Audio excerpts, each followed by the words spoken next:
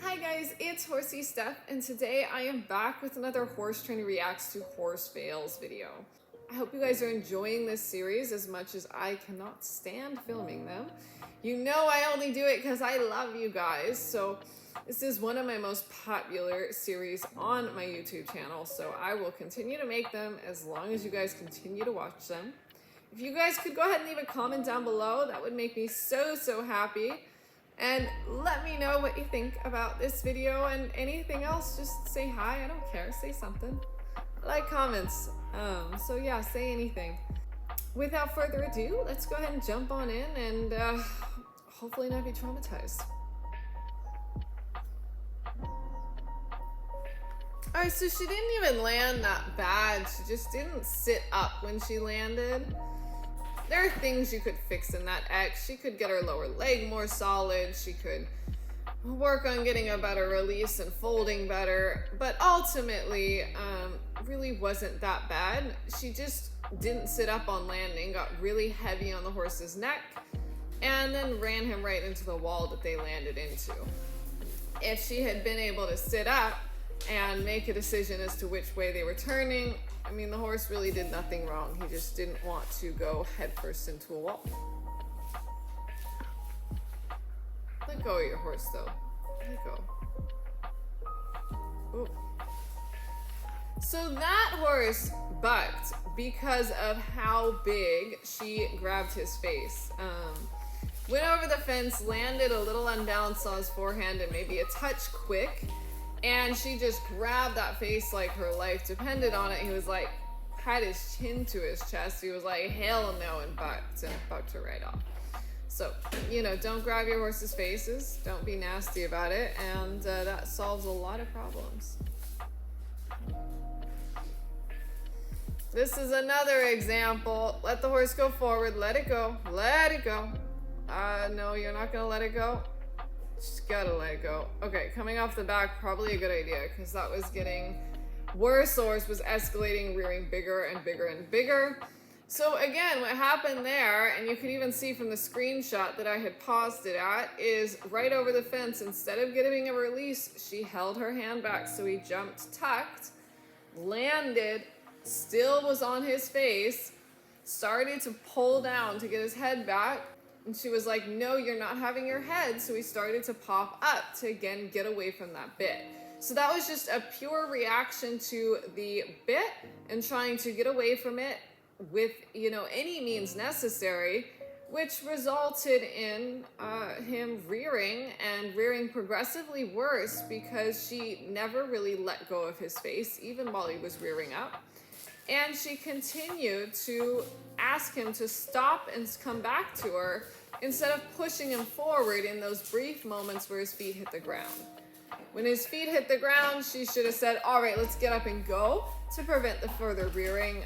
But instead she was like, all right, now we're gonna stop, you know, and got really big on his mouth. He was thinking about backing up a couple times there and then decided to pop up into a rear instead because of just the excessive amount of pressure she was putting on him.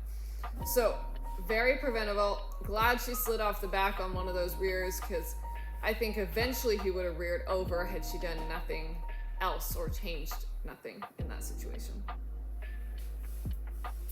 Oh. All right, so that's just a classic duck out on a one stride. Didn't have her weight down in her heels, wasn't really solid on the horse, and so she just got left behind a little bit when the horse made that duck and plopped right off on the side. Oh, oh God, oh God, oh God. Oh. Whew. I'm actually glad she didn't have a good handle on riding that rear because it meant she was a lot farther away from the horse when she went to fall. I mean, when the horse went to fall, she wasn't right in that saddle right against his neck, which kept her from being crushed by him. Could have potentially also helped her be pulled over his head because it did kind of seem like her hanging onto his face to try to keep her balance encouraged him to keep coming up and over.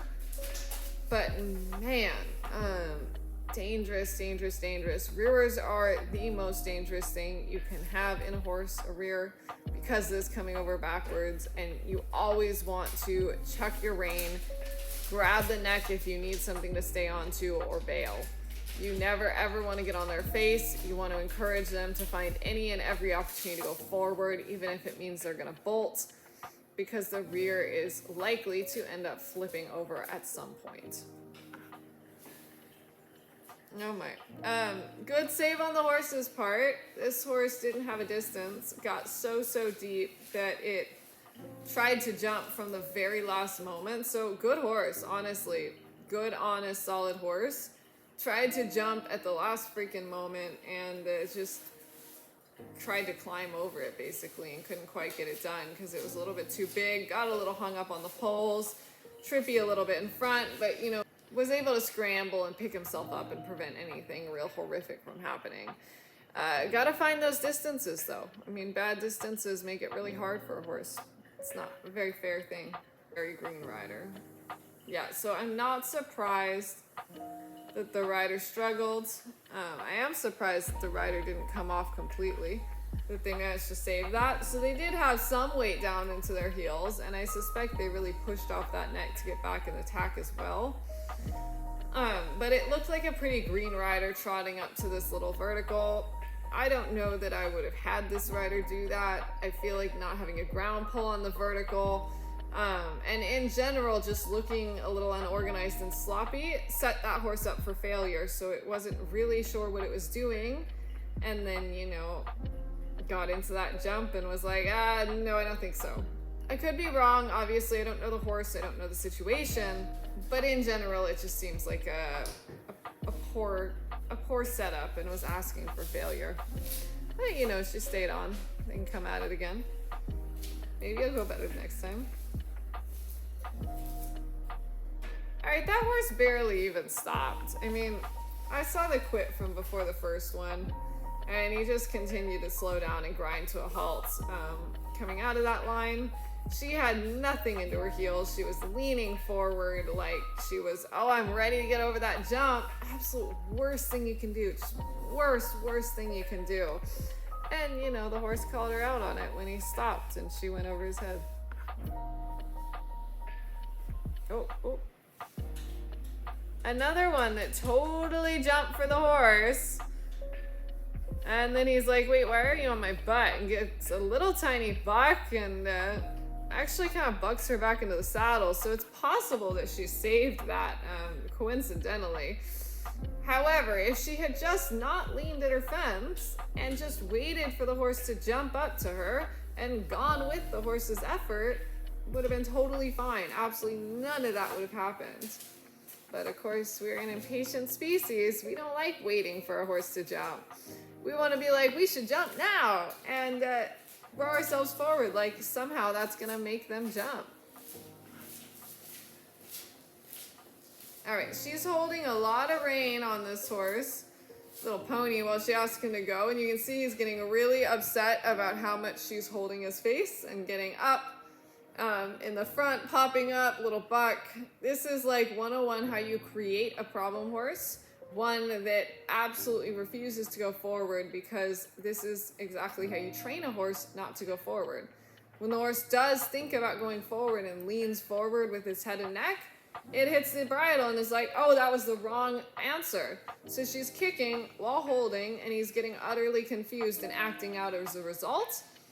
And eventually that's going to create much bigger problems, because the horse is going to give up on the idea of going forward at all. And you're going to have a horse that learns to just go up, down, or backwards. And that's the last thing you want. Forward is always the safest thing to ride, so you always want a horse that thinks forward above all else. So train them to go forward. If you think that they might like take off bucking, put an experienced rider on them. Have a short enough rein that you can step in when you need, but make sure that the horse has a loose rein. Ask them to go forward. Be ready to pick up and turn them if they do get bolty, so that you're controlling that forward but not telling them to completely stop. You're allowing them an opportunity, a space to still go forward. Oh, God. Oh, another really, really bad fall. So that horse took off way too early. He was coming in quick and unorganized, took a very long spot, and went to do that classic dive. And remember I said dives are an extremely bad jumping fault. I've said that in a few of my videos because of this. When they dive to try to get through the length, they're way more likely to not be able to get their front end out ahead of them on landing, and they're landing over their shoulder, already rolling forward into a rotational fall of sorts. Most of the time, I don't see horses that do this dive and land rolling their shoulder forward actually do a rotational fall. More often than not, I just see them really scrambling down on the ground trying to get up, and their rider goes sprawling out to the side. This one did actually do a full rotational fall. Luckily, it looks like the horse didn't kill itself. The lower fence means he at least wasn't falling from a lot of height. But super, super dangerous, and it's why the basics are so important. You can't just run your horse at fences and think, well, you know, we haven't died yet, so we'll just keep going and we'll get better at it. You can't do that because it puts the horse in unnecessary risk. Situations like this happen where the horse could easily die from it. So you really need to learn how to find a distance. You really need to be in charge of getting those distances, not just some of the fences, but every single fence, and have an appropriate horse for your level, because if a horse can fill in, that's great. But if they can't, you need to be a good enough rider that you can set those distances and keep them safe. Otherwise, why should they ever jump for you? All right, I hope you guys enjoyed that video. Another one of horrific falls and fails jumping that really just wasn't enjoyable to watch in any way. So yeah, didn't enjoy that. Would love to never do that again, but hopefully you guys enjoyed it, and that would make it worth it for me. So make sure you hit that like button. Let me know you liked it. Leave a comment down below. And I hope you guys have a wonderful rest of your day and aren't traumatized about that. And if you do start to get flashbacks of watching fail videos when you're riding your horse, you know that they are negatively affecting your mental health. So maybe you should stop watching them, because I know they do that for me. All right, I'll see you guys later. I hope you guys have a wonderful rest of your day. Bye.